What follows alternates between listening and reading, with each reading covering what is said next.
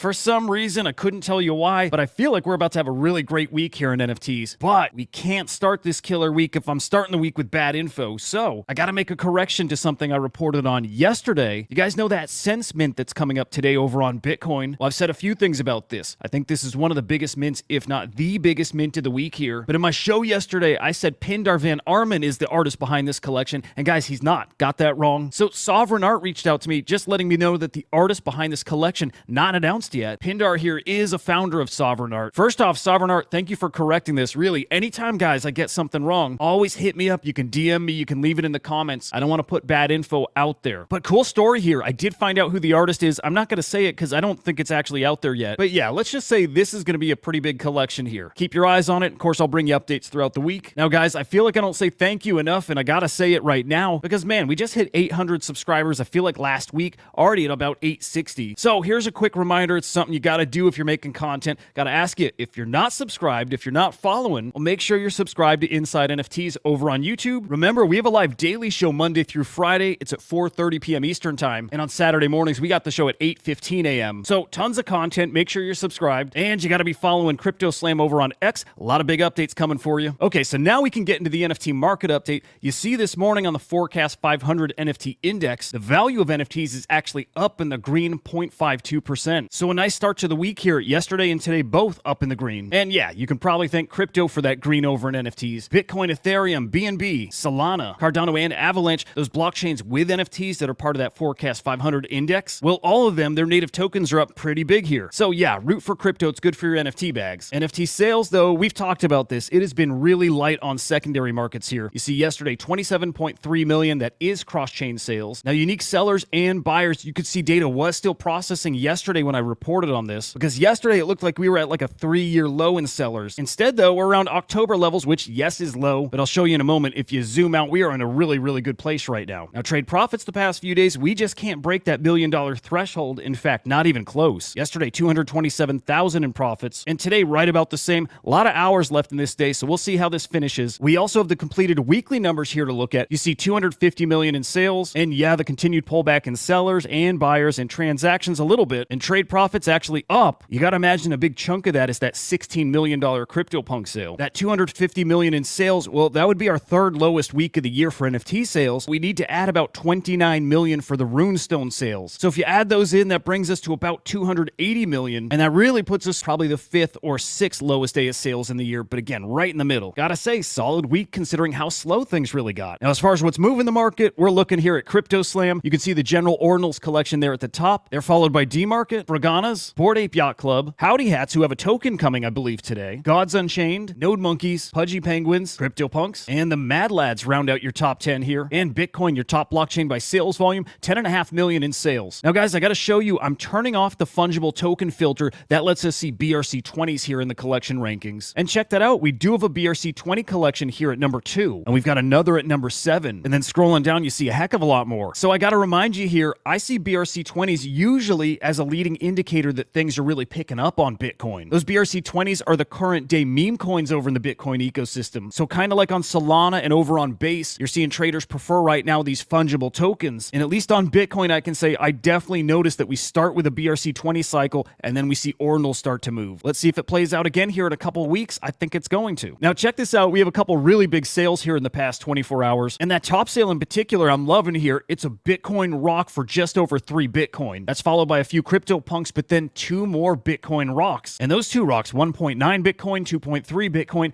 both of them going to the same buyer. We still don't really have big stories out there. So today we're just going to be pointing out some interesting happenings from across NFTs. And I saw this morning. Cyrus here pointing out that 888 defaulted on a loan that he gave him. That loan was for 28 ETH, and it included this Chaos Other Side land and a couple of really nice mutant apes here. Now, one of these mutant apes already sold for 8 ETH, so Cyrus, I think, is going to end up on the winning end of this deal. But just so darn interesting to see how far Yuga Labs assets have fallen here. And you see Beanie spelling it out right here. I believe this is by market cap, but Node Monkeys flipped the Bored Apes, Bitcoin Puppets flipped the mutant apes, and yeah, even though it does feel kind of dead on Ethereum still, it does not feel dead over on Bitcoin. Now, still on the Bored Apes, I got to explain my little tease this morning. Assassin, hope it didn't worry you here that I had lost a bunch of money. I don't think I've ever had 200K worth of NFTs. One day. But yeah, woke up to this really interesting story that Kevin Hart sold his Bored Ape, and he sold that at an 83% loss here. So check this out. This was Kevin Hart's Bored Ape, and you see over 2 years ago, he bought this for 79.5 ETH. Well, you see a couple days ago, that NFT started to get passed between some different wallets. And then listings starting at 15.6 ETH, and you see that coming down all the way to 13.9 ETH until it finally sold here for 13.81 ETH. So yeah, initially Kevin Hart spending over $200,000 on that Bored Ape and is selling it now for $46,000. Gotta say, we don't know that that's even him selling it. He could have given it to a buddy, that person sold it. Who the heck knows? Now, a quick peek at the Bitcoin ecosystem, and the reason I focus on Bitcoin and maybe less on Solana and other chains is because I really believe this upcoming run is going to primarily be on Bitcoin. So you guys know all about runestones. You see the Bitcoin puppets really doing well here recently. Game of Blocks we talked about this weekend. Remember, this was a free airdrop, and there's some kind of Chain Faces arena type game associated with this. I think this will start today. But GameStone, you see here, this is the newest airdrop that I think is going to make some news today. Because while Runestone was the biggest airdrop that we've ever seen on Bitcoin just a week or two ago, well, all of a sudden, GameStone's has him beat. This is now the largest ever airdrop on Bitcoin. Now, so far, no idea who gets these. I've not seen any show up in my wallet yet, but it looks like right now only a third of the supply is even out there yet. So I'm keeping my eyes on my wallets. You guys should do the same. And as far as what this actually does, well, I'm going to assume there's going to be a Rune token, a meme coin that's associated with it. But of course, we're going to keep our eyes here and see if there's more coming. The real takeaway here is it really does pay to be early over in the Bitcoin ecosystem. And I got to tell you, you are still early over here. Do not miss this stuff. Now, a massive day here for the CyberKongz here today, because today is the day that their Play and Collect game goes live over on Ronin. And man, this new version of Play and Collect got a serious buff, because now you can equip your Kong with your weapons, with your armor, with your shields, and then ultimately, depending on the gear that you wear, depending on your level, well, that affects the type of adventure runs you can go on,